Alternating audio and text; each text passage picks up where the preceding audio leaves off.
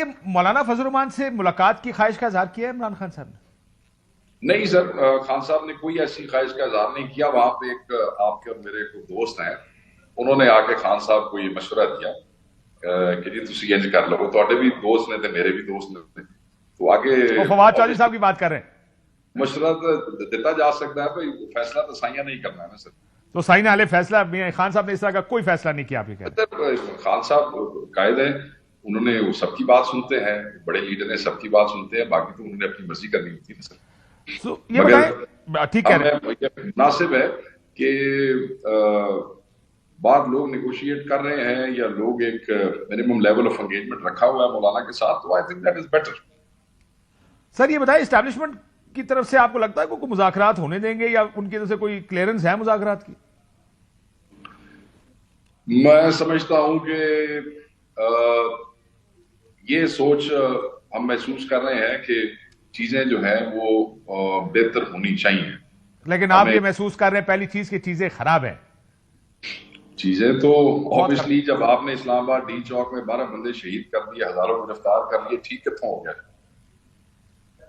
हाँ, लेकिन आप ये सवाल, ये मसला ये है कि जैसा मैंने पहले भी कहा कि चीजें हमारे पैगाम ये आ रहा है खराब कि नहीं, बातचीत भाई नहीं हो ये सकती। मुल्क की है ना, हम 9 सबका। मई की माफी मांगे, 9 मई के ऊपर पहले सजाएं हों या जो भी काम मामला खत्म होगा फिर देखेंगे मुज़ाकरात। अरे ये देखो, मेरी गल सुनो, ये 9 मई की माफी बात से 9 मई के हवाले से इमरान खान साहब वाजे कह चुके हैं कि आप ये सारी कमीशन बना दें, अगर हमारे लोग इसमें इन्वॉल्व है, उन्होंने कोई गलत किया है, असं उन्होंने भी नहीं करांगे, असं उन्होंने कंडेम भी करांगे। हमारे बहुत से लोगों ने टीवी पे आपके साथ बैठ के उन चीजों को कंडेम किया है। काशिफ साहब आप गवाह हैं इस बात की, हमने कहा कि ये गलत है, कंडेमेबल है।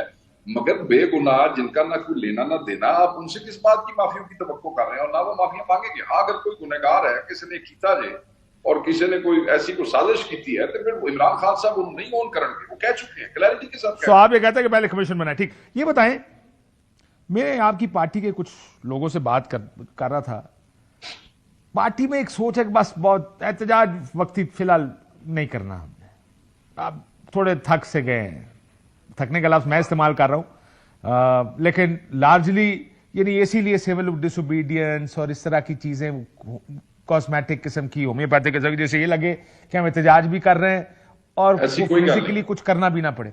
और मैं नहीं, सुना नहीं, है, ऐसी कोई मैंने तो ये भी सुना है कि अली अमीन साहब भी कहते हैं, यार मैं कितनी बारी बंदे लेके आने देखें, केपी से। एक देखें, ये जो मोबिलाइजेशन होती है, ये कोई आसान काम नहीं होता। इसमें वर्कर का आना, एक वर्कर फिटीग, मोबिलाइजेशन, फाइनेंसेस, फिर जिस तरीके की आगे से हमें फेस करनी पड़ती है, shells, stun grenades, rubber bullets, और अब तो माशाल्लाह इन्होंने लाइव एम्यूनेशन भी इस्तेमाल करना शुरू कर दिए, बंदे मारने शुरू कर दिए हैं। इतनी ग्रैंड मोबिलाइजेशन के बाद आपको पता है कि इट टेक्स टाइम, और फिर आगे से शहादतें हो जाए तो उससे लोगों में गुस्सा बढ़ता है। काशिफ साहब, ये वो गलत इंटरप्रिटेशन किसी ने करने की कोशिश की है।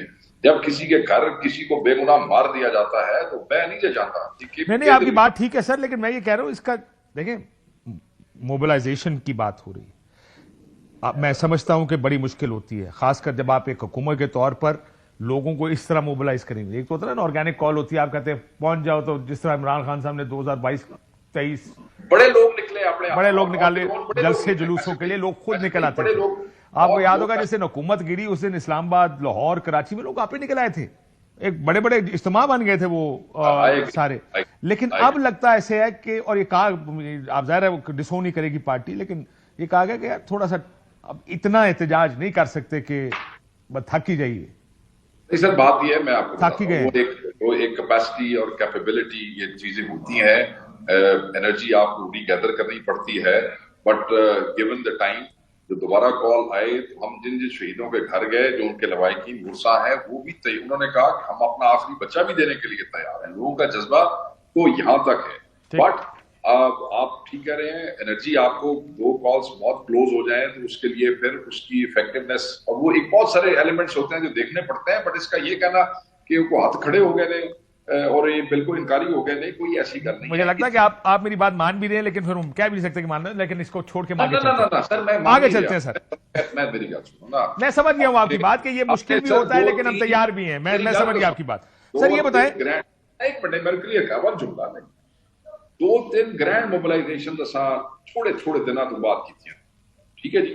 तो उसके बाद खान अगर कोई कॉल देगा, जब भी खान कॉल देगा, लोग उस पर तैयार होंगे। ठीक। और ऑब्वियसली खान साहब भी समझते हैं प्रोटेस्ट की और मोबिलाइजेशन की डायनामिक्स इमरान खान से बेहतर कोई नहीं समझता।